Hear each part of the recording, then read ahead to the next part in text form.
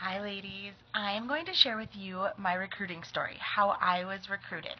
And I think it's important for all of us to share our recruiting stories and to think about them because these are the things that other potential recruits might be thinking about as well.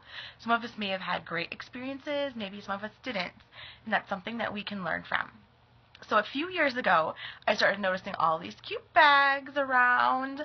I kept hearing people talking about 31, but I had no idea what it was. So one of my friends was hosting a 31 party, and I thought, oh, fantastic, I can finally figure out what this is. But unfortunately, it didn't work out for me to be able to attend, and I was super bummed. So I said, you know what? I'm going to go online and I'm going to learn more about 31. So I did. I went online. I checked out their entire catalog. I looked at their opportunity brochure. I looked at everything that I could get my hands on online. And I was really interested. And not only was I interested in the product, but I was actually kind of interested in the business opportunity. So I didn't know any consultants, so I went online and I filled out a form to get more information. And I said I would like a catalog and more information on the business opportunity. And you know what? I never heard back. No one ever replied to me. So I thought, okay, that's a little strange. I kept checking my email, nothing. And so after a while, I was like, you know what? I really would like to learn more about 31. Maybe I just need to host a party. Maybe that's my in. So I called up my friend who had a party that I wasn't able to attend, and I just said, hey, I'm kind of interested in hosting a party. Who is your consultant? I'd like to get in touch with them. So she gave me their information. Her name is Tara, and she's fantastic.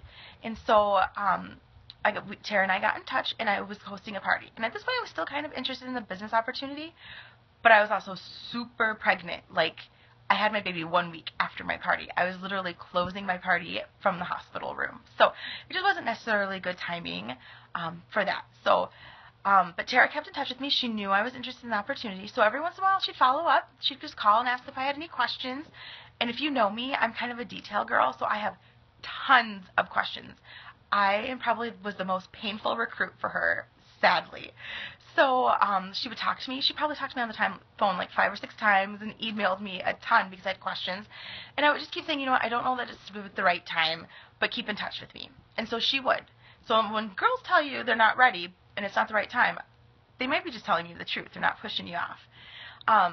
And so it just wasn't the right time. And then finally, then a few months later, my sister had passed away. And that's kind of my why I ended up finally deciding to join. And I'd love to tell you my why sometime if you want to hear it.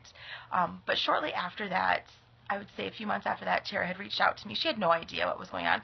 And she was just telling me about how it was a really great opportunity to join. It was one of the OJ incentives where you could earn your rebate, kind of like right now.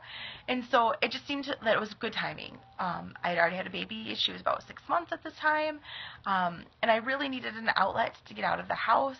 And so what I want you to know about my story is that it took me over 6 months to join, and had the first person I contacted never replied, and had Tara given up and not followed up with me, I probably never would have joined 31.